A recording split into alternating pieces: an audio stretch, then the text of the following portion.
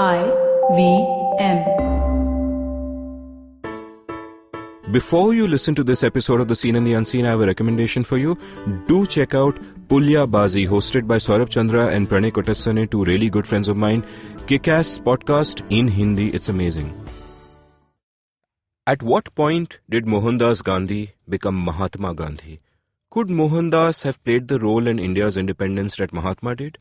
How much of what Mahatma Gandhi achieved was just dumb luck and not his strategic genius? And finally, if Mahatma Gandhi was around today, what would he have made of the world we live in?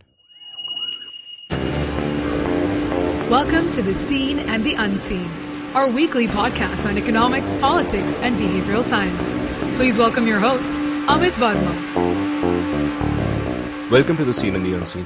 This is the second of my two-part mini-series on Mahatma Gandhi, and my guest is the great historian Ramachandra Guha. The previous episode dealt with Gandhi's years in Porbandar, Rajkot, London, and South Africa, and this one takes the story forward. Without further ado, let's get straight to a quick commercial break. My conversation with Ram begins right after that. Like me, are you someone who loves fine art but can't really afford to have paintings by the artists you like hanging on your walls? Well, worry no more. Head on over to IndianColors.com. Indian Colors is a company that licenses images of the finest modern art from some of the best artists in India and adapts them into objects of everyday use. These include wearable art like stoles and shrugs, home decor like cushion covers and table runners, and accessories like tote bags. This allows art lovers to actually get fine art into their homes at an accessible price, and artists get royalties on sales just like authors do. What's more, Indian Colors now has an exciting range of new products, including fridge magnets with some stunning motifs and salad bowls and platters made of mango wood. Their artists include luminaries like Babu Xavier, Vasvo X Vasvo, Brinda Miller, Dilip Sharma, Shruti Nelson, and Pradeep Mishra. They accept bulk orders for corporate and festival gifting, but even if you want to buy just for yourself or a friend, head on over to IndianColors.com. That's colors with an OU. And if you want a 20% discount, apply the code IVM20. That's IVM for IVM Podcast. IVM20 for a 20% discount at IndianColors.com. Ram, welcome to The Seen and the Unseen. Thanks, Amit. Ram, in the last episode, we spoke about Gandhi before India. Before we really get further into today's episode, I'd like to speak a little bit about Guha before Gandhi. How did you become a historian? Well, there is a chapter of accidents, Amit. So, I grew up wanting to play cricket, and I did science in school, but I knew that if you do science in college, you have practicals in the afternoon, you can't get into the college cricket team. So I registered for economics. I was all interested in writing. I did it in the school magazine, my high school magazine. And if I'd had guts, I'd have gone and done an MBA in English literature. But I didn't have the guts because I came from a family of scientists, and literature was a stretch too far. It is economics being a kind of pseudoscience. Let me tell you a joke about economics as a pseudoscience, which is told by the great historian of Islam, Bernard Lewis. Right. And he says that in the history of humankind, science has often emerged out of magic. From astrology came astronomy. From alchemy came chemistry. What will come out of economics? Okay, so it's at least a pseudoscience, and it sort of placated my parents and my grandparents. But I was spectacularly useless at economics. I did a BA, did an MA, I took a gap, what's now called a gap year, looked around. And in that gap year, I discovered the works of the anthropologist very relevant and was lucky enough to get a PhD admission in sociology. So economics was moving me. So essentially, economics is really abstract and analytical and mathematical. Sociology is about human beings, but in society and with kind of an overlay of structures determining them. And then from there, I moved to history, which is process, and then finally to biography, which is actually a single individual life. But my degrees are really in economics and sociology, and it was in the course of my research on really environmental subjects that I got interested in the history of forest, and then I fell in love with the archives and the joy of discovering old documents nobody has ever seen before and poring over them sort of consumed me. And I kind of became an accidental historian. Yeah. And you've written somewhere about how, in 1998, I think it was, and you were really known as someone who's written books on environmental history and so on. And I think it was in New York where you were asked, would you give a class on something? In Berkeley. In Berkeley, yeah. Yeah. And instead of choosing environmentalism Correct. as your subject, you picked Gandhi. Why? So I'd started reading around Gandhi, Amit.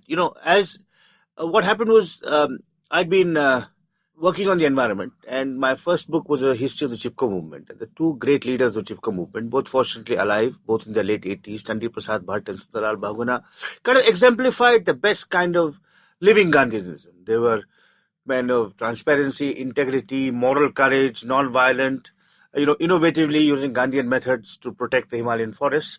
And so I started reading about Gandhi. I mean, those days, when I'm talking about the 70s and the 80s, I don't travel much by train anymore, so it's probably, but I'm sure it's not the case. In the 70s and the 80s, you had these railway bookstores with A.H. Wheeler, and they often had books published by Navjivan. And just in the 80s and 90s, I picked up a large number of books on or about Gandhi. And there were two books that profoundly struck me. One was a book edited by an anthologist called R.K. Prabhu. It's called Truth Called Them Differently, which is about the correspondence between Tagore and Gandhi over a long period. And the other is a book called An Atheist with Gandhi, which was by a Andhra social reformer who worked on the emancipation of Dalits called Gora Ramachandra Rao, G. Ramachandra Rao, known as Gora. And I got more interested in Gandhi outside the environment. Gandhi as a thinker on religion, morality, civilization. And then I read Ambedkar's great book, Annihilation of Caste, which is, of course, also a fantastic polemic against Gandhi. And then I came up against some of the limitations of Gandhi's whole social reform movement. And it was really these three tracks, Ambedkar's Annihilation of Caste, Gora's book, An Atheist with Gandhi, and this collection of the letters between Tagore and Gandhi, that moved me towards thinking maybe I should teach a course on Gandhi. I'm bored with the environment. And I went to Berkeley. And then that course worked out incredibly well. And I had students of very different backgrounds, different nationalities. There was a Burmese student, a Japanese student, an African-American student. And ever since, I've been kind of consumed with Gandhi.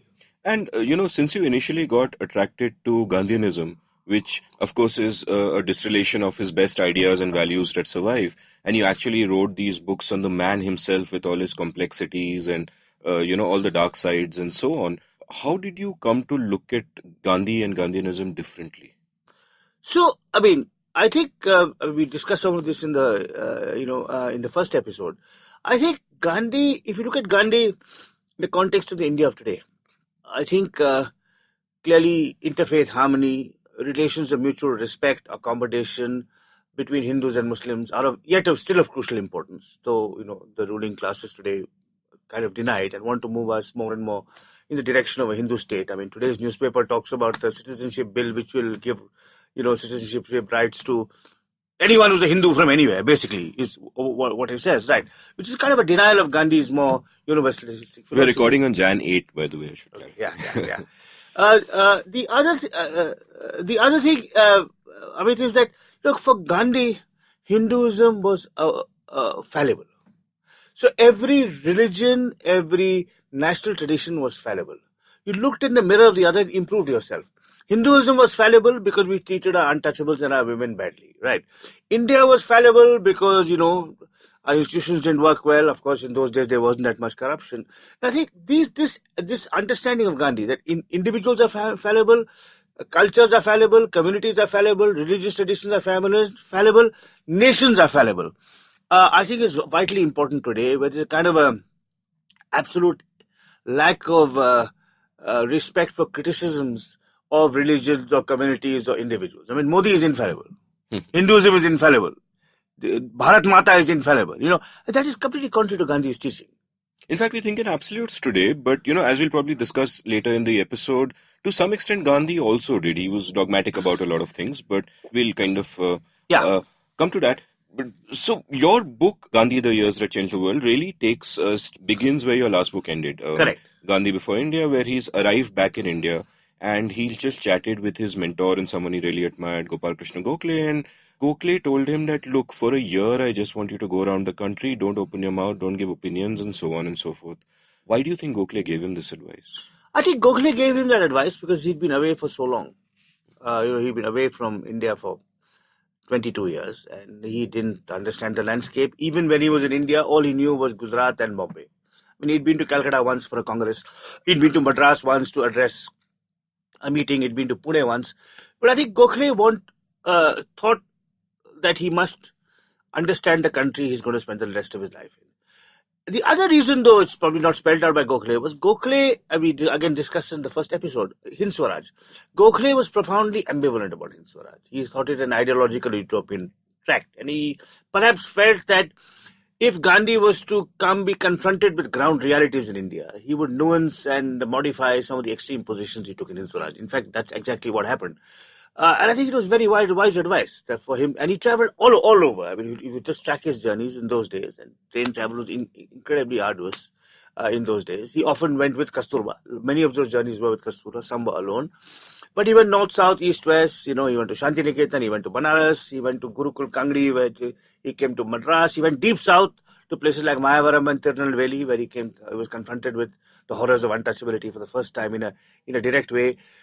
He traveled through his native Kathiawar, up and down, Gondal, Porbandar, Rajkot, Vadhavan, and so on. And I think he came to understand this country he had come back to and whose politics he wanted to immerse himself in. And in fact, in your book, you mentioned that he was also asked to give opinions on something or speak about something during this period. But even though Gokhale had died a month into this journey, he respected the promise he had made. Absolutely. He just kept shut. It was only his voluntary vow of silence on political and social matters was in January 1916. That vow was no longer valid, and it's only then that he started speaking. And of course, his coming out speech is in Banaras when he attacks the Indian elite for their luxurious lifestyles, their jewelry, and their craven worship of the colonial ethos and so on. But it's a full year before he speaks out. And it's interesting that, in a sense, he is now faced with the challenge of making, once again, a particular journey that he had already made. In the sense, when he went to South Africa, when he began campaigning for the Indians there, he was a representative of the elites, which is the Gujarati merchants and the Parsis, and not the laborers at that point in time. But then he turned it into, within the limited scope of the Indians that were in South Africa, what you could call a bit of a mass movement. Correct. Where all the Tamilians came on board. Correct. And so on and so forth. And now, as you point out at the start of this book, he shifted from an arena where there are 150,000 Indians to an arena where there are 300 million Indians. And the movement, as it was in his early days in South Africa, is really an elite movement still. Can you lay out the landscape for me at the time? Like, what is the freedom movement like? So, there is the Indian National Congress, which is now 30 years old by the time Gandhi has come. It's clearly grown quite substantially in numbers. It's had a meeting every year. Its membership has expanded. Several years before Gandhi comes in 1907, there's a major split in the Congress between the extremists and the moderates. The extremists led by Tilak, who want militant action now.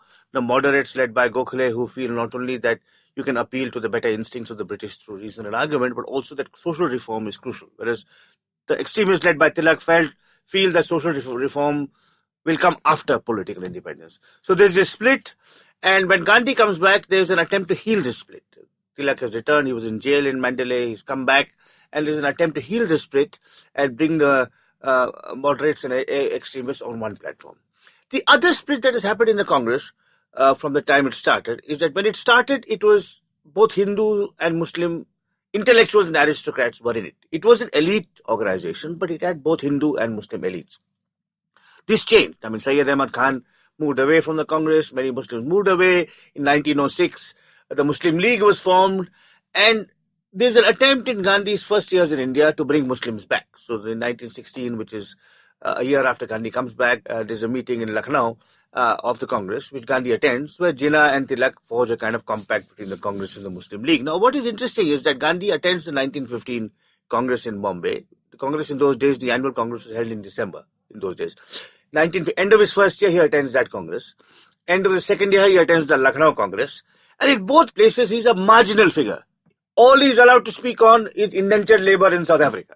He can't speak on political reform, constitutional change, Hindu-Muslim collaboration, none of these issues. He's really a marginal figure who's on, in kind of some small hall somewhere in an obscure part of the big conference. The great leaders are Annie Besant, Malviya, Tilak, Jinnah, and so on and so forth. Gokhale, of course, dies shortly after Gandhi comes back. And Bipin Chandra Pal, Lajpat Rai, and they're the kind of leaders of the Congress at that stage. And he really is a very marginal figure. But he knows, he's looking for his chance. I mean, I think Gandhi is a person of great ambition. I mean, we briefly alluded to this in our first episode. He comes back from South Africa because he wants to claim a larger stage. He wants for himself a greater historic role. He has proved to himself that he can lead 150,000 diasporic Indians in South Africa. And at some level, he is bored or disenchanted with this. He wants to move on to bigger things, and he comes back. But clearly, he's patient.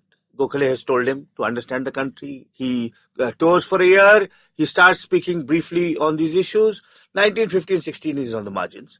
And the first major opportunity comes in 1917 when he goes to Champaran and gets involved in the struggle of the indigo tenants there. And he comes face to face with agrarian distress, what we would today call agrarian distress, right?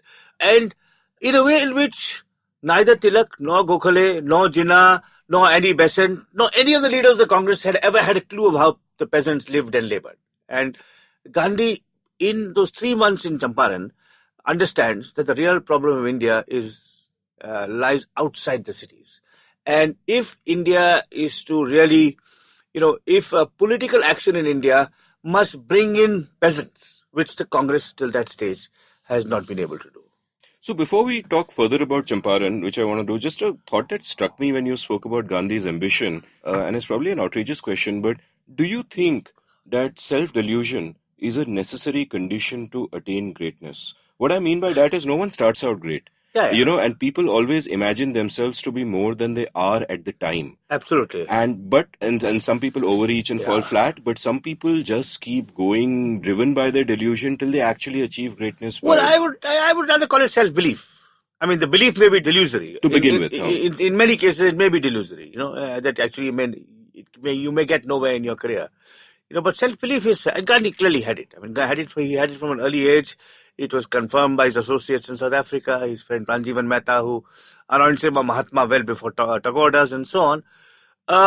But I think the only explanation for Gandhi leaving South Africa and coming back to India is that he wants to be the leader of all of India. He's not content with being the leader of a small expatriate community. And in some sense, much as the death of Gokhale is a shock to him, does it also free him in some way? Very much so, very much so. So I think Gokhale was a kind of person he enormously venerated. So Gokhale wasn't that much older than him. He was only 3 years older than Gandhi in terms of calendar years. But in terms of political career, he had achieved eminence far before Gandhi. And his death does free him, because Gokhale would probably have wanted him to stay within the servants of India's society, focus on social reform, not really go out and work among the peasantry, let alone craft programs of all India Satyagraha. I mean, it's hard to say, but Gokhale was just short of 50 when he died. So, if he lived another 10 years, I think Gandhi's career may not have blossomed in the way it did. And in the last episode, we discussed how so often consequential events are contingent. Lucky things happen. Like in this case, while reading your book, what struck me is you talk about someone from Champaran, Rajkumar Shukla, who went to the Congress meetings and he tried to speak to the big leaders there and get them to come to Champaran. They showed absolutely no interest. And as you point out, Gandhi was kind of marginal. And he approached Gandhi once and Gandhi said, no, I'm not interested. He approached Gandhi twice. Gandhi said no. And then he followed Gandhi all the way to Ahmedabad. Yeah. And then finally Gandhi, okay, whatever, let's check it out. It kind of happened like that he, it wasn't as if he was seeking to discover what agrarian crisis is like. He just gave in to the persistent demands of this gentleman and went along to Champaran, and then he saw what was happening and got involved. And then once he got involved, he was incredibly excited. I mean, there's some letter I quote, I think it's to Polak, where he says, I'm reliving the excitement of my South African days, I have my Kachalia, I have my so-and-so, I'm looking for my Polak and so on. And because he'd been 3 years away from political action. And Champaran gave him this opportunity to craft a movement, to represent people, to become their spokesman, to mediate between them and the ruling authorities. He became a hero in his native Gujarat because he disobeyed the deportation order that was issued to him, and so on and so forth. So I think Champaran is that way very important. People in Champaran today have this criticism of Gandhi, which is a legitimate criticism, that we launched him on his political career and then he abandoned us.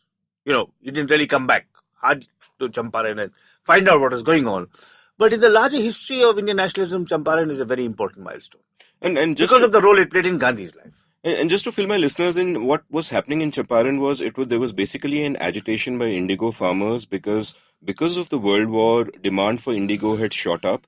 So the British wanted much more indigo, and one of the particularly problematic clauses was that they insisted that poor peasants had to devote a certain percentage, I think 10% of their land, to planting indigo, among various other clauses which were coercive and just flat out wrong. And what Gandhi did when he got there was that he essentially traveled around the place and collected tens of thousands of signatures and then petitioned the government successfully, and he won that particular battle. Yeah. I mean, substantially he won that battle. That the onerous restrictions were removed by and large, and it also gave him a chance to understand the colonial state and its functioning. Apart from coming face to face with agrarian distress and how peasants lived and labored, it gave him this understanding of the mechanics of the colonial regime, which of course he was later to use to good effect. And also, like you mentioned that letter where he writes to Pollack, where he says that I will find my Thambi Naidu here and I will find so and so here. Yeah. And it's very interesting that during this period of time, Champaran and the year that follows, he finds a lot of people who were his close associates through the years that follow. Like in Champaran, J.B. Kripalani, then Rajendra Prasad. Then as news of it got back to Gujarat, Vallabhbhai Patel approached him there. And you can see this group of people now building around him and recognizing him as a leader through the sheer moral force of his actions. Absolutely. And the moral force and the moral courage. I mean, apart from the names you mentioned, I think Mahadev Desai, who was to be his lifelong companion, secretary, interlocutor, advisor, right-hand man, left-hand man, also joins in the same year, 1917. So 1917 is really very important in that respect. And tactically, how did the British approach Gandhi? Did they take him seriously? I think they were puzzled. I mean, the British were intrigued and puzzled. I mean, some clearly saw him as a unscrupulous agitator out there to create mischief. But there are several others. There's I think he's called Haycock. He's a district magistrate who says he's a yogi of the type not unknown in the East. Through his asceticism and his simple lifestyle, impresses and moves people. So clearly some of them were very impressed. Some of them were hostile and angry. And this stroke of ambivalence runs right through the British reaction to Gandhi in India. There are people who detest him, who demonize him, British officials from the Viceroy downwards. And there's some who quietly respect and admire him. I mean, a little later in the story is 1922 when he's tried for sedition and comes up before Judge Broomfield, who says, you're altogether different from any other person I've tried. In the eyes of the law, you may be a criminal, but in the eyes of many of your countrymen, you're a great hero, and no one would be happier than I if your sentence is kind of, curtailed or just, reduced or withdrawn.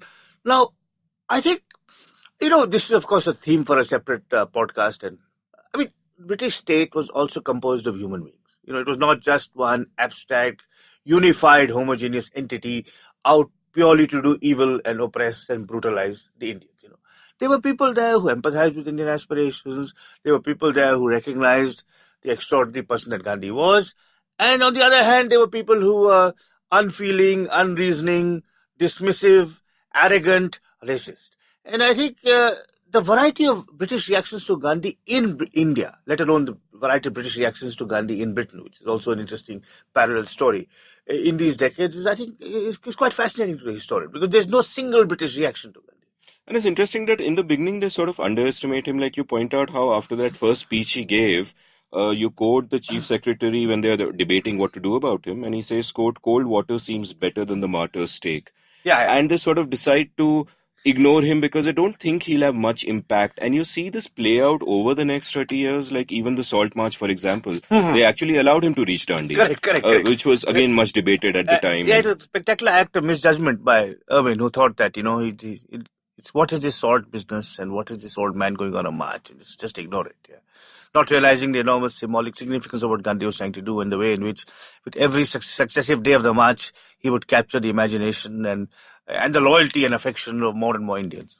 Now, shortly after Champaran, another sort of seminal event happens, which is that labor dispute where he, takes the side of some laborers against a factory owner, Ambalal Sarabhai, who had actually donated money for his ashram and helped him to kind of survive there. And the labor leaders are led by Ambalal Sarabhai's sister, Anusuya Ben. and he gets together with her. And one interesting, again, speaking of contingency and luck, how things sometimes happen, is that after a few days of the agitation, the workers pointed out that how can you empathize with us? We are starving. Yeah, You yeah. are going to your fancy house every day and eating Yeah. a meal. And then Gandhi said, okay, I will fast. Yeah, yeah. And that's how his whole tradition of fasting begins, with Gandhi as a response, as a tactical response to this Correct. criticism rather than. Yeah, yeah. So Gandhi had fasted before, but that was against the disciples in his ashram for violating the code of the ashram. His son fell in love, one of his sons, Manilal, fell in love in South Africa, was having some kind of relationship that Gandhi felt was illicit and breaking the code of the ashram, Brahmacharya code of the ashram, and he went on fast and so on. This was his first quasi-social or political fast. And he was stung by the criticism. I think there's a Anasuya Ben, who was Ambalal's sister, but on the other side with the workers. And Gandhi used to travel in a car with the splendid name of an overland roadster. So cars were very rare in the Ahmedabad, and cars really denoted privilege. Only the Maharajas had cars, right? So here is this so-called fakir leader of the people, going in a car, and the workers said, "Hey, what is going on?" And clearly, he was stung by that. And taking off from there, how did the spiritual persona that he later came to adopt, like how did being called the Mahatma in terms of optics, the way he dressed, and the simplicity with which he essentially portrayed himself and mostly lived, how did that help him in becoming the sort of political superstar he became? I think very much, Amit, because to go back to our earlier discussion a few minutes ago about the Congress Party. I mean, the Congress Party, whether it was Gokhale, who was reason and moderation, or Tilak, who was fire and brimstone and angry rhetoric, they were really divorced from the life of the ordinary people. I mean, Tilak had a following among the workers of Bombay, but he didn't live in the chawls. I mean, he still lived with middle-class people and occasionally went to the chawls to give a lecture. And I think Gandhi's completely declassed lifestyle. He declassed himself totally in terms of his lifestyle. I think, again, Champaran is very important there because he lives with peasants, he travels with them, and that kind of asceticism, the willingness to do away with all luxuries, and which is why when it was pointed out to him that he was traveling in a car, he abandoned that while the strike was on in Ahmedabad. But it marked him out from all other political leaders of the time. The other political leaders of the time were really elitist and disconnected from the everyday lives of peasants, workers, tribals, Dalits, Adivasis, pastoralists, artisans. And Gandhi at least had some connection to how those people lived. And you also point out how Gandhi, in a short span of time, achieved this mass popularity, almost like the way memes spread today, achieved this mass popularity and became a huge figure in days when there was not only no internet or social media, but no television even, like no radio even. No radio even. Effectively, yeah. So how did this man just become a national figure in the span of a few months? Without all of this? Few years, really. I mean, I think more few years than few months. I think, there was already a press and a burgeoning vernacular press, not just in English, but in the different Indian languages. And the press was often, issues of newspapers were often read out, that under a tree in a village, the one literate person would read out the news. But even then, it is quite extraordinary. I mean, I'd say by 1920, Gandhi was known in every part of India, except the northeast. I mean, in Assam, yes, but not in Nagaland and Meghalaya and Mizoram and Manipur. But except the northeast, he was known in every part of India. And he was known in every part of India, or the impression or the perception of him in every part of India was, this is a man who's transparent, honest, courageous, simple, and is here to fight for our rights. And that is quite extraordinary. I mean, that is essentially from 1917, which is his first movement in Champaran. In 3 years, that's how far his fame spreads. Whereas Tilak would have been known in the cities. Tilak would have been known in Bombay, in Calcutta, probably in Lahore, but not in the countryside. And how much did it help Gandhi that in during the Champaran thing and then during the passive resistance that took place against the Rowlatt Act, that Tilak was out of the country for some of this period, so Gandhi almost became a de facto leader of the movement. Very much. Again, it just goes back to just luck, pure luck. Gokhale's early death freed Gandhi for a life of radical action rather than constraining him or confining him within the realm of social reform. And Tilak's absence, allowed Gandhi to become the undisputed leader of the roller satyagraha. I mean, Tilak was the roller satyagraha, which was Gandhi's first All India campaign, was launched when Tilak was in London fighting a court case. And Tilak, who was the leader of the militant tendency in the Congress, as we've already discussed, would have become the default front of this movement had he not had to go to London. By the time he returns, Gandhi has already captured, the national imagination, and Tilak is generous enough to praise him. Indeed, a year later, Tilak himself dies. And Gandhi is lucky to be in Bombay at the time of Tilak's funeral, and he can, cremation, and he can be one of the pallbearers. So there's a kind of symbolic transference from Tilak to Gandhi. So Tilak's absence in 1919, Tilak's death in 1920, again, in retrospect, very fortuitous for Gandhi. And, one of the sort of big moves that happens not just for Gandhi but for the Congress and for India itself is what seems on the surface this almost bizarre alliance that Gandhi gets into with the Ali brothers, who are in the Khilafat movement. At this point, the World War I has ended, Turkey is lost, the Caliphate is gone basically, and the Ali brothers and people around them are starting this Khilafat movement, demanding from the empire that they sort of bring the Caliphate back. Yeah. Now, through this entire period of time, which we now forget, the Muslims of India are also facing, in a sense, a crisis of dual identity, that they feel that they are part of this larger QOM, this greater Muslim nation, and at the same time, there is a fight on for Indian nationhood. Correct. And how does this conflict sort of play out? How has it played out until that point? So, the Khilafat is abolished during the World War. Right. And Turkey is opposing the Allies. And the Ali brothers, Muhammad and Shaukat Ali, both whom studied at Aligarh Muslim University and are charismatic orators and so on, are interned in Chhindwara, which is incidentally the place where Kamal Nath comes from, or where he has his pocket borough. And where I didn't expect to hear that name during this episode. But that's the curious resonances that places have. So they were interned, and then they come out of jail. Gandhi says they must be freed from house arrest. And Gandhi is looking for a way to build bridges with ordinary Muslims, not just the Muslim elite. And here, of course, what Gandhi does, I mean, it's been subject to great debate, and it was arguably a tactical mistake for him to bring religion so centrally, the pan-Islamic loyalties of Indian Muslims so centrally into Indian politics was in retrospect a mistake, because, it led to all kinds of problems later on. But I think the most plausible explanation for what Gandhi did lies in a classic essay written by a British scholar of India called Philip Spratt, who had studied Gandhi's life very closely, who actually lived in Bangalore, who married a Tamil girl and lived here. And he says that, look, what Gandhi was able to do in South Africa was to build bridges with the Muslims through personal friendship. So he befriended Kachalia. He befriended, Dada Abdullah.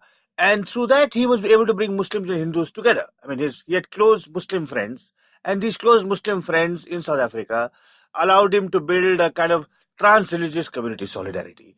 Now, Spratt says that was easier in South Africa because the community was smaller, it was more cohesive, and in the diaspora, your religious identities are relatively less important. But in India, which is much larger, and where the Muslims themselves are so diverse and composed of so many different sects, this strategy of befriending two people to bring a whole community on board failed. And I think it's a very plausible kind of interpretation. But Gandhi felt that to bring Muslims into the fold of the freedom struggle, en masse, not just a few leaders, but en masse, was very important. That the Ali brothers could help him do it. And if, and the Khilafat had a very important sentimental and symbolic place in the Muslim imagination, the Indian Muslim imagination. So the Hindus should support them in that. And in exchange, the Muslims would come on board in freedom struggle. They would respect Hindu sentiments, for example, on issues such as playing music before mosques and cow slaughter and so on and so forth. So he did it tactically and instrumentally, I think, and may not have been aware of the consequence. Though people warned him at the time. I mean, I quote there, the warnings issued by Jadunath Sarkar, who was a right-wing historian, and Gandhi's own friend C.F. Andrews. He said, don't do this. They both said, don't do this. Don't support the Khilafat movement. And it just causes great dissonance in me when I read about that alliance, because on one hand, is philosophically incoherent because Gandhi's demand is for a free India. Correct. And the Ali brothers are demanding for a free caliphate, which is something completely different. Yes. And India doesn't figure in that. It's a wider nationhood. But on the other hand, in the proximate term, it feels like a tactical masterstroke because getting the Muslims with him allows him to take control of the Congress party, and which is therefore changed forever. Absolutely. But just think of a counterfactual. I don't express it in the book, Amit, but to give some context to it and maybe present this alliance in a way in which you can understand why Gandhi reached out to the Ali brothers. Let's assume that in 1917 the Bolshevik Revolution happened, not in Russia but in Italy, and the Vatican and the institution of the Pope was abolished. All right. Now it's similar to the Caliphate in that there are Catholics in India. There are Catholics in Spain, there are Catholics in Philippines, there are Catholics in Thailand, all of whom can be great and loyal and patriotic Thai and Spanish and Mozambican citizens, but yet have allegiance to the institution of the Pope, who is the head of the church in the Vatican in Italy. Now, what if Lenin had said, "I'm in control of Italy, and there's no Pope," because the Bolsheviks were vigorously atheistic people, right? Now, what do you say in India to a Catholic who comes to you and says, if there was a Catholic community in India, as there was, it was small in numbers compared to much smaller, but let's say they come to Gandhi and say, "You're the leader of our freedom struggle. This is a matter of great sentiment and symbolic importance to us. Please agitate for the restoration of the office of the Pope." I know what Amit Shah would say to them. He would say, "Ghar wapsi." Come back and become Hindus. No, I'm kidding. I know. Carry on. So that's the kind of analogy you would, so to make it more understandable. And Muslims are much larger than Catholics. They were much more numerous, much more important. And do you say that an Indian Catholic who goes to Rome is once in his or her lifetime is anti-patriotic, but the rest of the life is spent? It's a kind of a symbolic, right? Okay. Now come closer home. A Nepali who goes to Badrinath. Right. What do you say to that? So or a Hindu in Guyana who wants to go to Badrinath. Right. And is that Hindu in Guyana disloyal to the Guyanese state, or is he anti-national from the eyes of Guyana because he feels that Badrinath is a Tirthan he would like to visit? So these are complicated matters, and I think one should not take a black and white approach to them. Yeah, I'm talking about sort of how it might have been seen by the British Empire, or how it might have felt in terms of what they were asking for. Obviously people contain multitudes, and you can be a Hindu and an Indian and a Bombayite and so on at the same time. Another thing that strikes me is at this point in time, in the earlier years, after Gandhi comes back and the 2 or 3 years after that, he's sort of a marginal figure, like you mentioned. And at that point, Jinnah is like the next great leader in waiting. And, Tilak and Annie Besant are kind of aging, the extremist leaders. Tilak is a great moderate leader who's expecting to sort of be Gokhale's successor and take over. And then suddenly this black swan event called Mahatma Gandhi just bursts into the scene and knocks him off the perch, and suddenly he's kind of marginalized. And does that personal hurt and his change in direction after that point change history substantially? Yes, I think it does, and it predates it. I go back. Most historians would talk about, of course, Gandhi's leadership of the rural Satyagraha, which established him an all-India figure. And then the next year, the non-cooperation movement and the meeting in Nagpur where Jinnah is shouted down by the mob of Gandhi Bhaks. They were really Gandhi Bhaks, who were then running the Congress party. But I would predate this to 1915. I'd say in an early chapter that when Gandhi comes back, and there's a reception to Gandhi in Bombay by the Gujarati community of Bombay.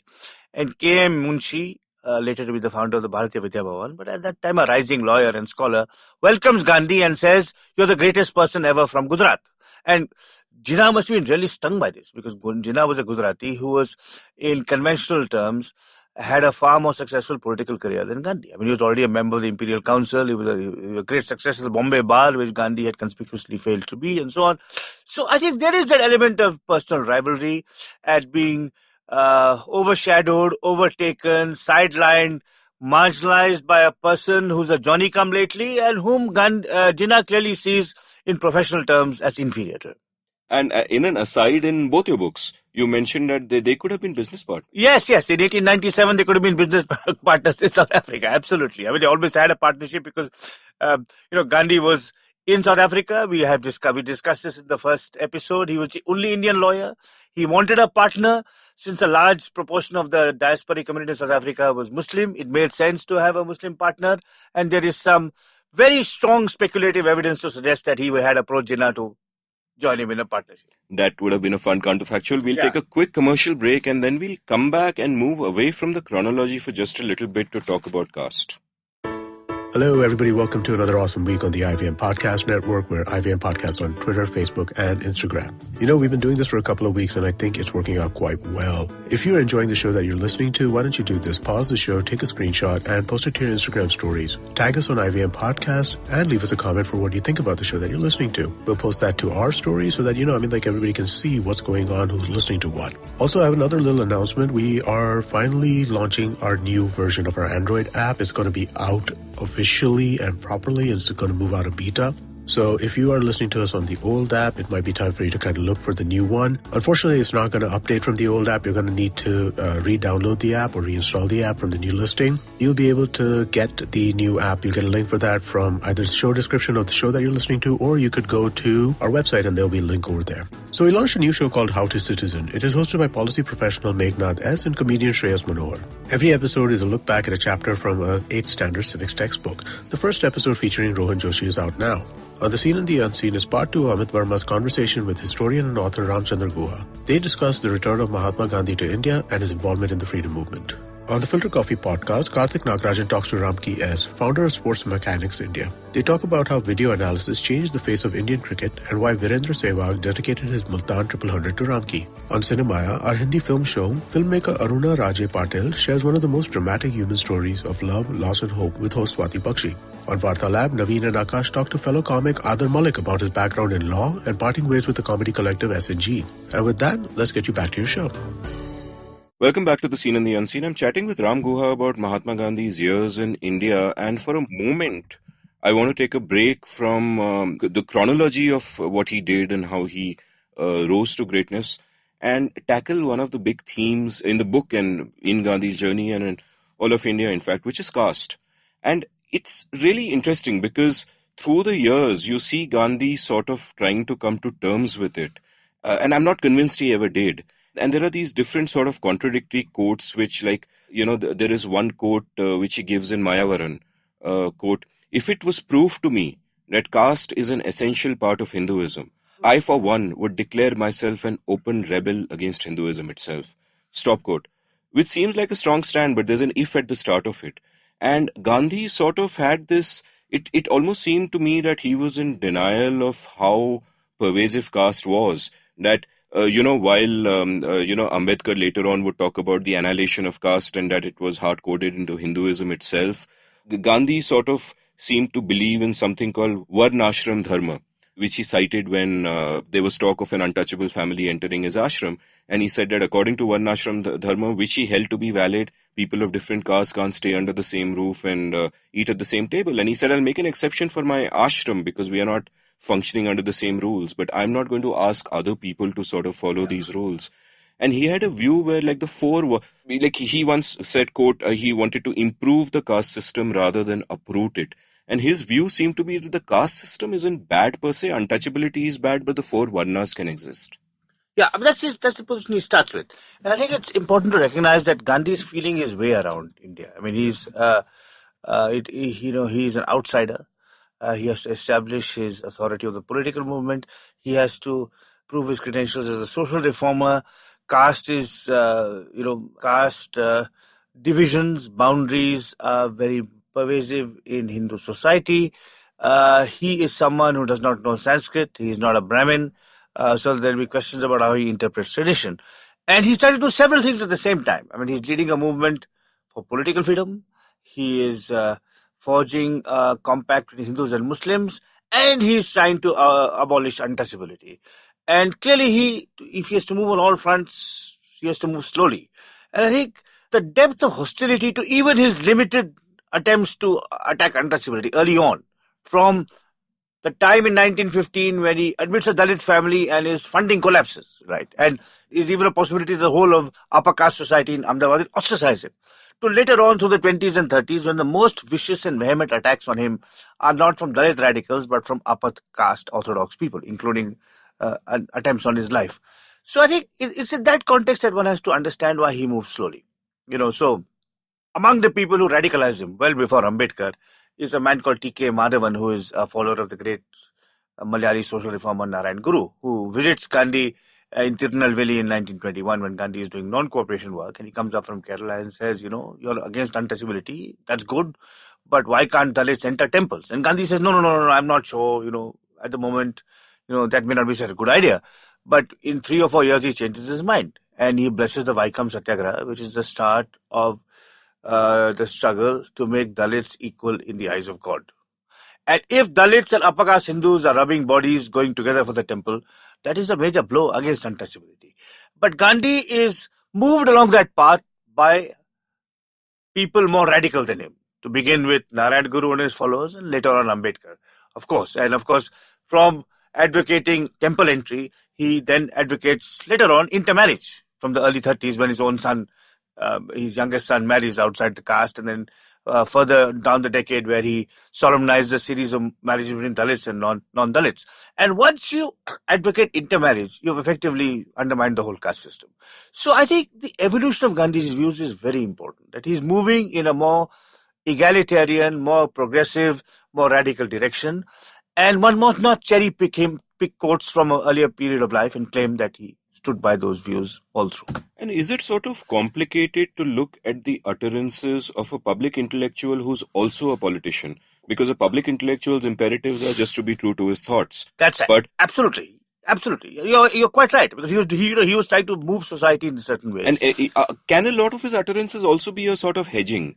That while he's saying that yes, caste is bad, he at the same time doesn't want to piss off the orthodoxy too much, so he hedges by saying that no. Because he wants to build a broad-based coalition against the British at the same time. I mean, in the old days, the Marxists attacked him for not advocating revolutionary violence against zamindars and expropriation of property. But that's because he wanted zamindars and landless laborers both to be in the struggle for freedom. And he would have wanted, of course, a more equal distribution of land. But that could come, in time and through more gradualist methods. Now, there remains a major difference between him and Ambedkar, which you pointed to in your initial remarks and questions, Amit, which is that it's a major philosophical difference. Ambedkar thought that untouchability and caste distinctions were integral to Hinduism, and hence the Dalits had to move away.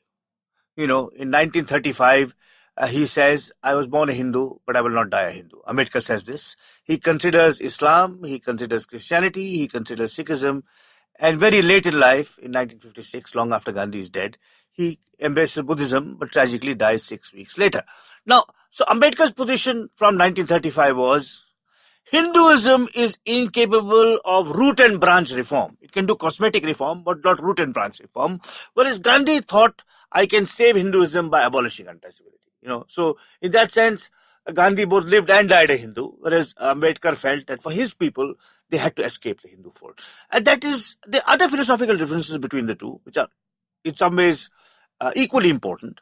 One is that Ambedkar came from a modernist, statist, quasi-socialist tradition and felt the state is the agency of reform. You need laws, you need policies. And Gandhi felt that social reform comes from within, from individuals reforming themselves, from collective community action. That is a difference that can be reconciled between Gandhi and Ambedkar, because clearly, if you want to end caste discrimination totally, you need both community renewal and purposive state action. But the first philosophical difference, which is that can Dalits live a life of absolute equality and self-respect within the Hindu fold, or do they have to go somewhere else? Is still an open question. I mean, one can't really answer that definitively, either on the side of Gandhi or Ambedkar. In fact, there's an excellent quote I picked up from your book where Ambedkar says, quote, the outcast is a byproduct of the caste system. There will be outcasts as long as there is caste. Yes. Stop quote. And of course, caste is inextricably tied to Hinduism in his notion. And Gandhi sort of had this approach that, listen, don't worry about it. It's, the upper caste will reform through, you appeal to their conscience and they will reform on their own. And there almost seems something condescending sometimes about his approach to Ambedkar. Yeah. Like at one point, you quote him much later on, referring to praising Ambedkar as, quote, intellectually superior to thousands of intelligent and educated caste Hindus.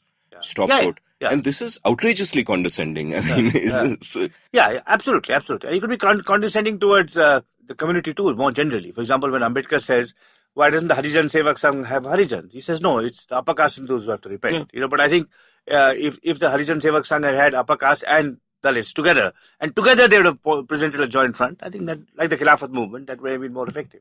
So they are clearly, decisions he takes, statements he makes that are patronizing. But having said that, I think it must be put on record that Gandhi did more than any other upper caste Hindu in the history of modern India to delegitimize untouchability. I mean, he frequently abandoned his political career to launch, to go on a march against untouchability. He risked his own, status and career by taking on this question. As I said, there were attempts on his life. From 1915 onwards, he's preaching the abolition of untouchability.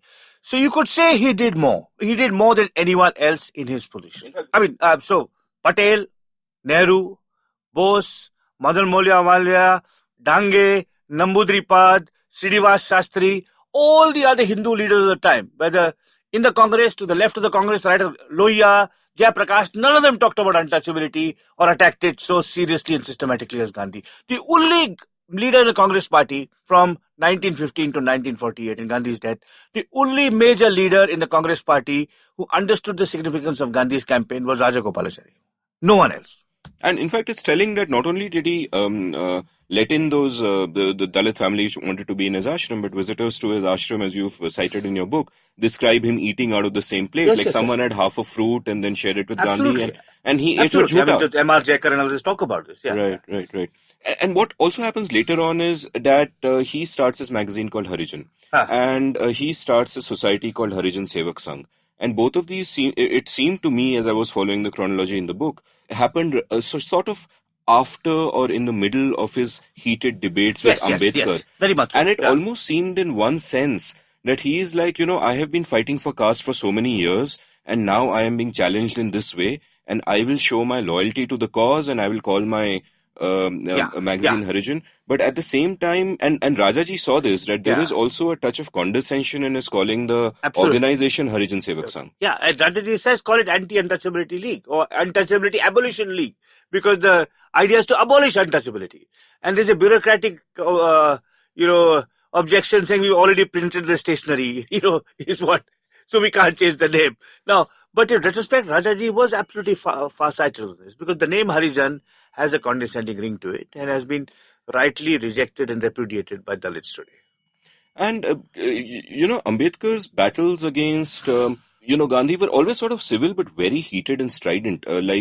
He spoke about how Gandhi wants to play a double role, quote unquote, that of a Mahatma and a politician. And he wrote this book in July 1945, What Congress and Gandhi Have Done to the Untouchables, which was a scathing diatribe. It disturbed Gandhi. He asked Rajaji to write a rejoinder to it, which Rajaji eventually did.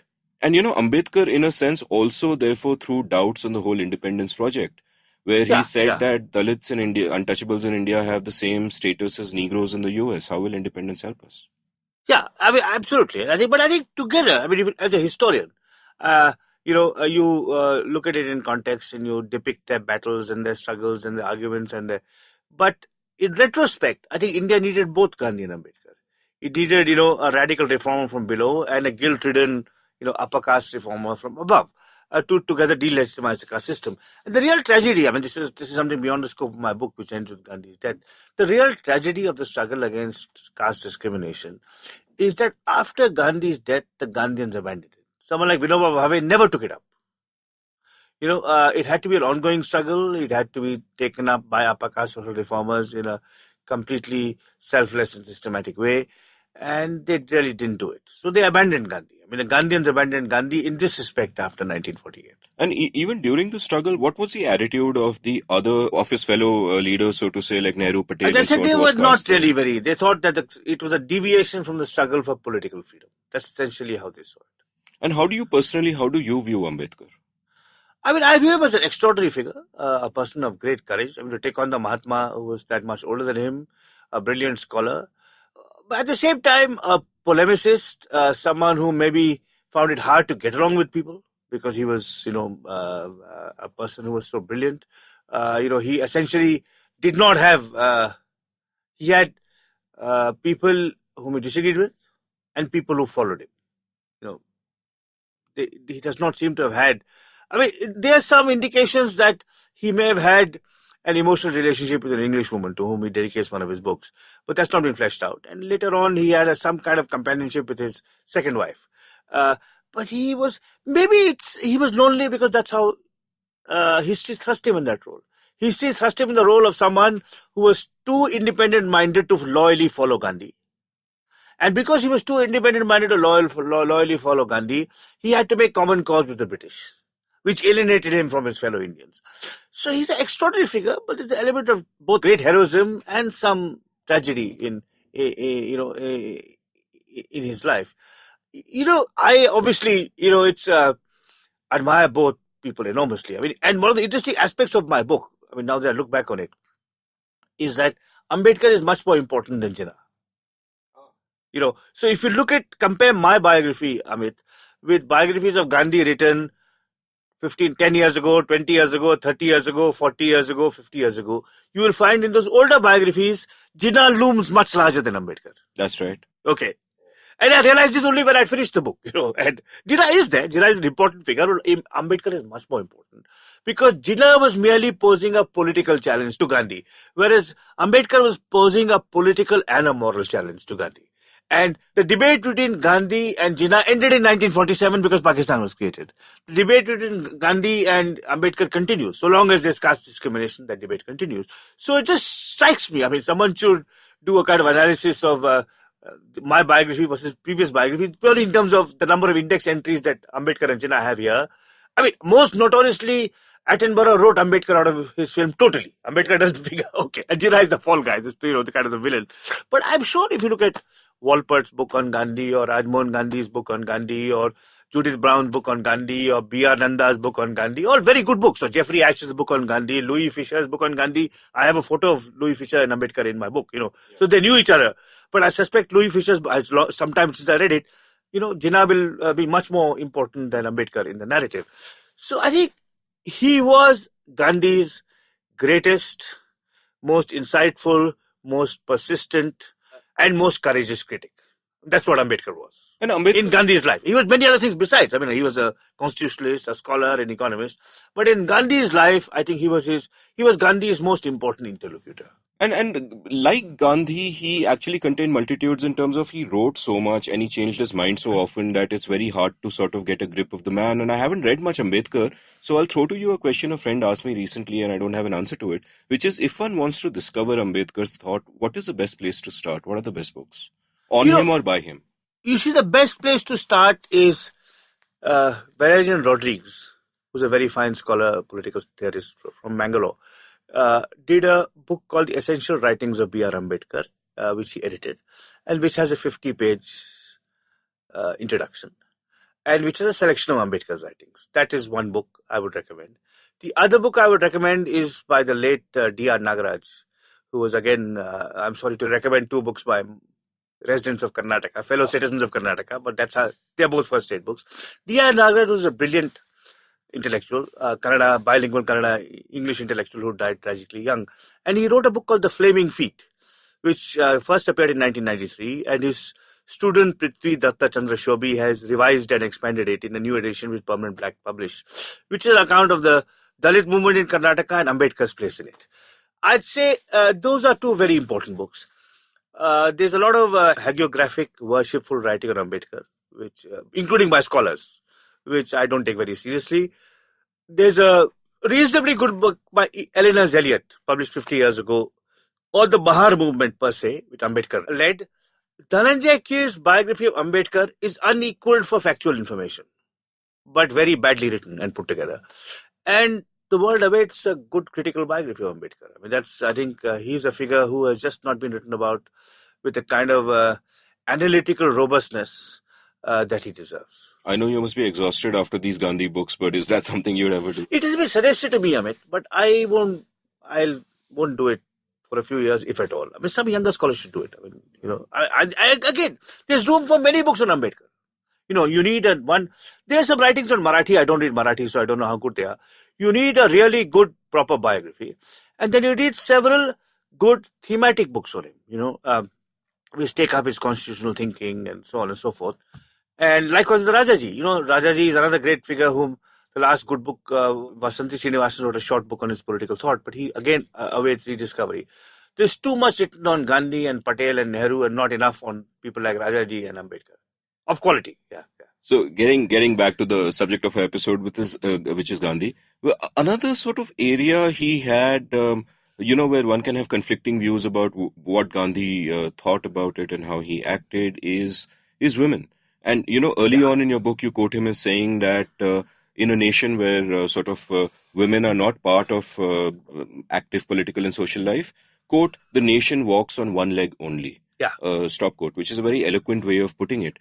But his view of women was always sort of very paternalistic, not just in the way he treated Kasturba and his own family in that Hindu patriarch way as he described, but he was just paternalistic. Like much later, when he's responding to a letter by a correspondent who's written to him, he writes about his view of the modern girl, and that goes, quote, I have a fear that the modern girl loves to be Juliet to half a dozen Romeos. She loves adventure. My correspondent seems to represent the unusual type. The modern girl dresses not to protect herself from wind, rain, or sun, but to attract attention. She improves upon nature by painting herself and looking extraordinary. Stop quote. And obviously this got a heated response from the young ladies who, nice feminist response. And then he kind of responded to this with, what reminded me recently of another name I didn't think I would take in this episode, of Rani Mukherjee. Where he seems to do a bit of victim blaming later, where he says, stop quote, the girls must learn the art of protecting themselves against the ruffianly behavior of man. Stop quote.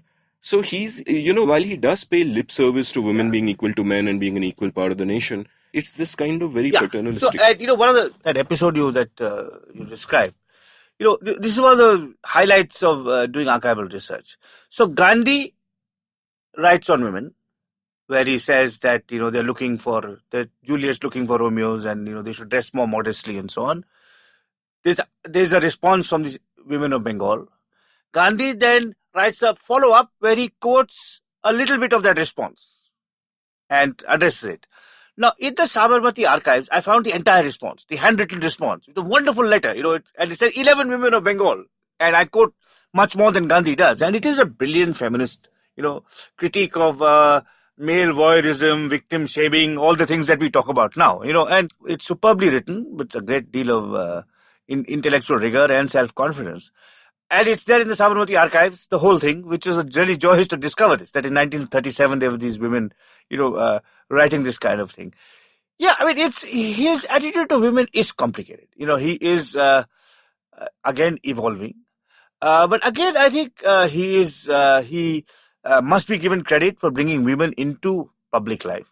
Madhu Kishwar, which is another name you may be surprised to have me quote in this context, but I'll quote her positively and affirmatively, because there was a Madhu Kishwar before there is today's Madhu Kishwar. Many years ago, she wrote a very good piece, in her more sober, scholarly avatar, which is what she was then. She wrote a first-rate piece in the EPW called Gandhi and Women, which kind of analyzed the contradictions in Gandhi's worldview.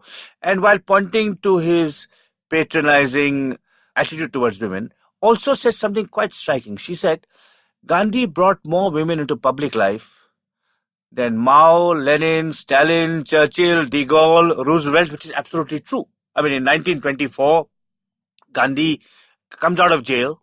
The Congress wants him as president. He says, no, Sarojini Naidu should be president. They say, no, you have to come be president because you have to reconcile the party. It's split between Swarajis and no changers. He said, okay, but next year he insists that Sarojini Naidu is made president. The first Indian-born woman. And in 1925, it was inconceivable.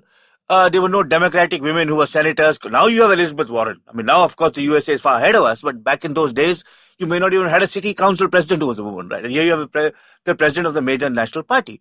Women participate in the Salt March and Quit India movement. They're in the Congress Working Committee. So, whereas, the Bolshevik Revolution is largely almost all male. Chinese Communist movement is totally male.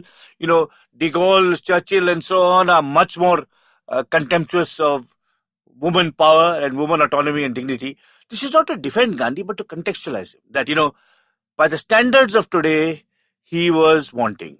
But the standards of his time, he was in advance of other political leaders who were his contemporaries. I think that's something which must be placed on record. So now I want to move on to what I've labeled over here as obsessions, and my Gandhi's obsessions in a sense. And my favorite sentence in your whole book, excuse me for saying this, but I'll have to quote it. My favorite sentence in your whole book, which made me LOL, so to say, was start quote.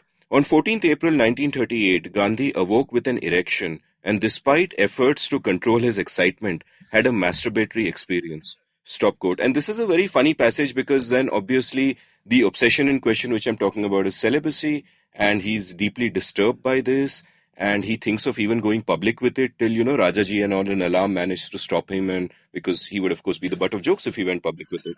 And celibacy was one of his sort of personal improvement obsessions throughout his life. He insisted that his children be celibate. He didn't let them marry, and he would write editorials in the various magazines he did, talking about the importance of preserving the vital fluids. Uh, I mean, No, it is. It is. This goes back to volume 1 where I talk about how he became a brahmachari and how he learned from Tolstoy and Raichand Bhai. How he followed them, not learned, was, convinced by the argument that brahmacharya was crucial and preserving the vital fluids was also. And of course, he carries on in India. I quote earlier, well before this episode of 1938, I quote some lectures he gave to his ashramites in the early 20s where he said, you have to preserve the semen and all of that, and it's very important.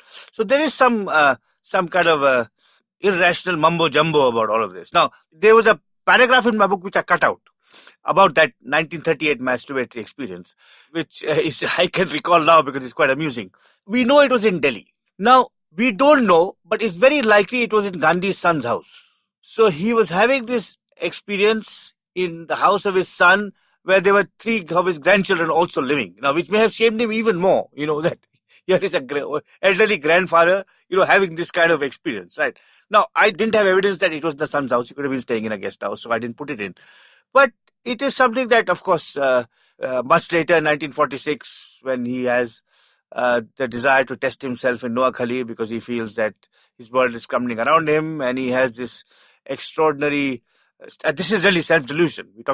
This is the greatest self-delusion of Gandhi's life, that if he controls his sexual urges, Hindus and Muslims will stop butchering one another, which is how he feels in 1946. The reason he does those last experiments in Brahmacharya is that he feels that somehow he has failed. And because he has failed, Hindus and Muslims are butchering one another. That is completely deluded. But it is an extraordinary obsession. The desire to control his sexuality.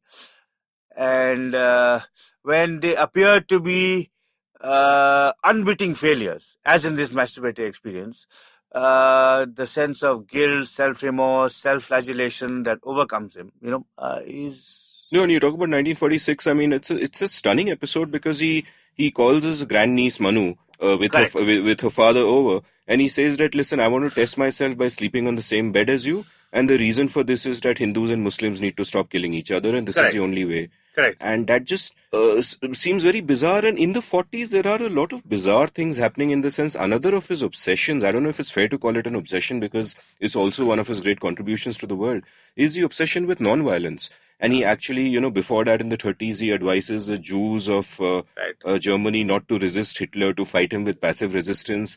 When the war starts, he wants the British to abandon their glorious homes and let Hitler occupy them. Yeah, and do the whole passive resistance things. He says the same kind of thing to Chiang Kai-shek. And, by this time where he's in his 70s and the 40s have begun, first he's telling everyone to be non-violent, be non-violent against Hitler, be non-violent against Germany, blah, blah, blah. On the other hand, all these experiments are going on. Yeah. And if it was anyone else without his enormous stature, you'd just be regarded as completely cuckoo. Yeah. But I think, to return to the celibacy experiments, I think... he is desperately lonely at this time. He has no one to speak to. C.F. Andrews is dead, Tagore is dead, Mahadev is dead, Kasturba is dead, Jamnalal Bajaj, who was his adopted son, to whom he was closer than any of his own sons, is dead. And he's alone and lonely and confused in Bengal and does this completely nutty thing. Now, I'm sure Mahadev would have told him, you're crazy, don't do this. Hindus and Muslims are butchering one another in spite of all you've done to stop it. It's not your failure. It's got nothing to do with your personal sexuality. But I think in that he was lonely, confused, and he succumbs to this bizarre delusion. Great. So we need to wind up in 20 minutes. So what I'll do is I won't go back to the narrative of the book. Instead, I'll urge all the listeners to just buy it and read it because it's a fascinating story, and it's obviously all the spoilers are done because it's history and you know what happened, but it's incredibly fascinating anyway. I just want to end with a bunch of sort of bigger questions about Gandhi and about India. Um, Question number one, you quote a conversation he has with Minu Masani, who's then a socialist, later Yeah. becomes classical liberal, but then a socialist, where he tells Minu Masani that my objection to your socialism is coercion. Yeah. Right, which seems very enlightened and makes me happy. It seems almost libertarian, but which he doesn't entirely follow in his own life or prescriptions or whatever, because a lot of his. Yeah. But one of the things that does stand out about Gandhi from a lot of big leaders is that he privileges the means over the end. It's he, he's. Yeah. Is that something that made its mark in Indian life and Indian thought? I think that sets him apart from political leaders everywhere, not just in India. But before I come to just go back to Minu Masani, there's a line that would have gladdened you when you read it, was when Minu Masani, who's then a fervent socialist, presents him the manifesto of the Congress Socialist Party in 1934, and it says, when we come to power, we will nationalize all instruments of production.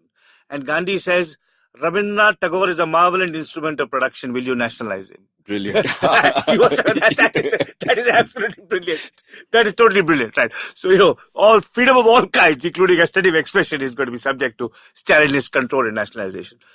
Amit, I mean, they're kind of, there are three kinds of politicians.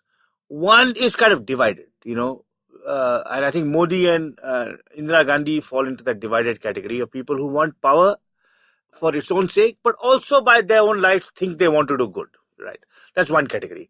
Another category is who just want power and want to exercise it ruthlessly and immorally. And, Amit Shah would fall in that category, and probably many African dictators and so on and so forth, right? Now, Gandhi is someone who, of course, has a great capacity to be pragmatic, to compromise, but on some issues he will not compromise, on some moral issues. And we discussed this again in the first episode. Non-violence and Hindu-Muslim harmony are for him absolutely, sacrosanct. And also, finally, he would want, before launching a non-violent movement, to keep all the avenues of communication, of conciliation, of negotiation open. So till the last moment, he would want to discuss with the Viceroy. And I think this is, or with Ambedkar, or with Jinnah, he would keep the channels open all the time. And I think these are ways in which he really differs from people who take more hardline stands.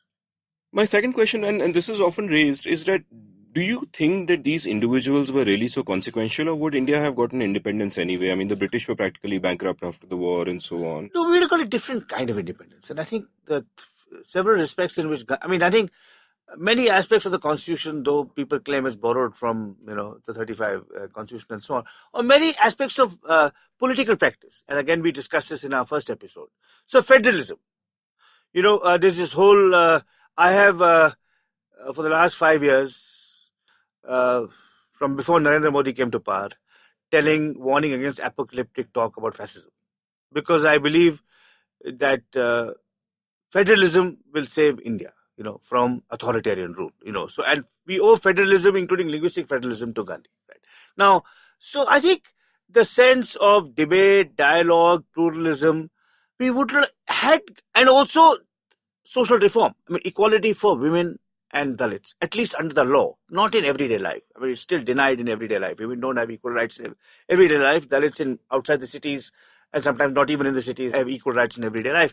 But I think these are ways in which Gandhi prepared us for a much more meaningful freedom than Aurobindo Ghosh or Subhash Chandra Bose or Bhagat Singh or Veer Savarkar or any of the other currently fashionable icons could have brought us. Right, so my final question, which is a slightly complicated question, and it's a three-part question, which is the basic big question is, how would Gandhi have reacted to India as it is today? And I'll break it up into three parts. One is, would he have seen a resonance between the British Empire that he fought against and the modern Indian state? For example, many of the laws under which he was arrested, 124A, which is sedition, 153A, 295A still exist and are still regularly used for political purposes. He protested the salt tax in Dandi famously, but the salt tax today is many times more than what it was then. In fact, you could argue that taxation as a whole is far more oppressive and so on.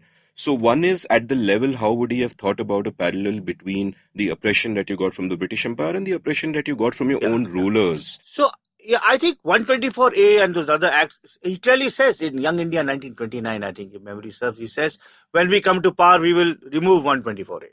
He says that clearly. That hasn't happened. In fact, in many ways, it's become more arbitrary, the misuse of those laws. I mean, the recent arrest of the journalist in Manipur and many other examples of that kind. Now, economics, it's more complicated. I think Gandhi is to be trusted in many ways, but perhaps not so much as an economist. I think his suspicion of the excessive powers accruing to the state, whether in regulating everyday life or in regulating the economy, I think are salutary. And Rajaji takes those forward in his own formation of Swathantra Party. But on sedition, he explicitly says that when we come to power, 124 and 124A will go, and they haven't gone 70 years later.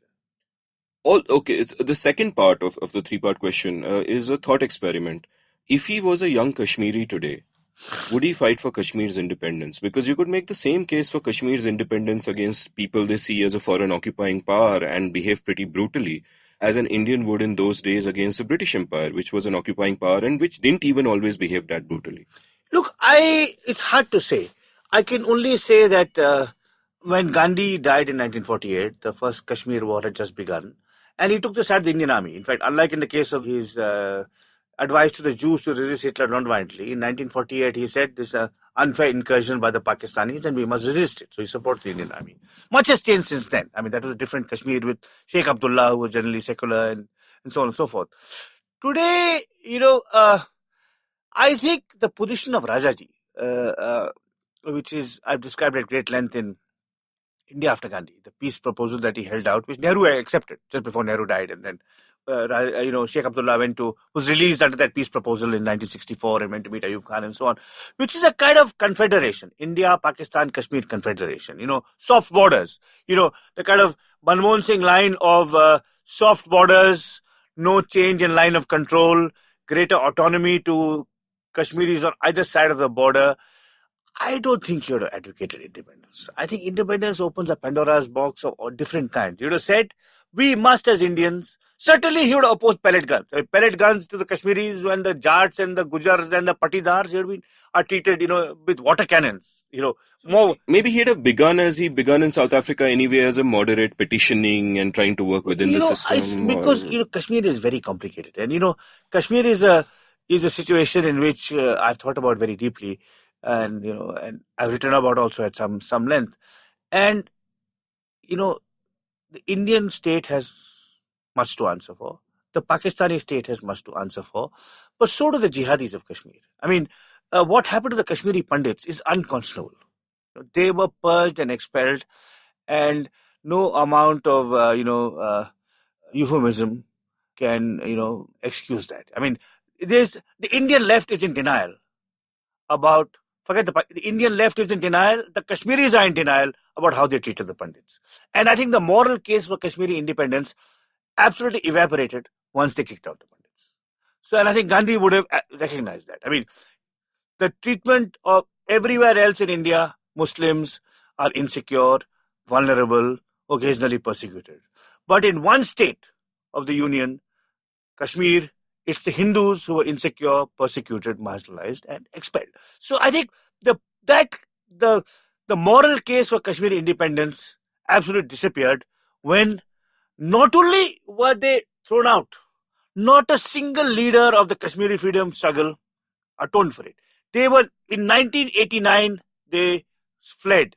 It took 15 years for the so-called moderate among the Kashmiri Hurriyat, like the Maulvi Farooq, to go and to a Pandit camp in Jammu, and he probably only went once, and God knows whether he's ever gone back again.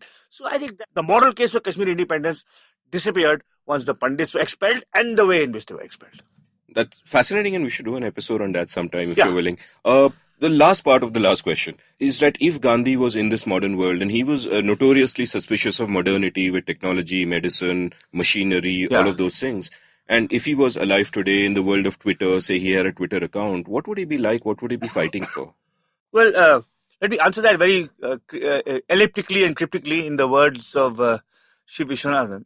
Shiv Vishwanathan once wrote saying, Gandhi famously said when he visited England in 1931, what would you think of Western civilization? And he said, I think it would be a good idea. Now, if he came back to India and was asked, what do you think of Indian civilization? He would say, that too would be a good idea. Ram, thank you so much. Thanks, Amit. If you enjoyed listening to this episode, do pick up Ram Guha's fantastic books on Gandhi, Gandhi Before India, and his new book, Gandhi, The Years That Changed the World, at Amazon or your local bookstore.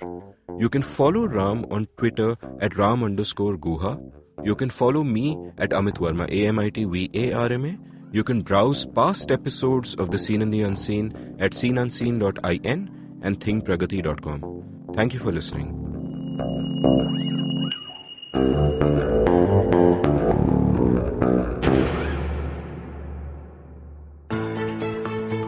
How aware do you think you are of your laws and rights? Do you look up to laws when you are caught up in situations? Do you know what your rights are when you're stuck somewhere bad? Well, here's a show that can help you move an inch closer to being aware of what your rights are. Tune into Know Your Qanoon with me, Amber Rana. This is a podcast meant to answer all your law-related queries. Catch Know Your Qanoon every week on the IVM website or the app or anywhere you get your podcast from.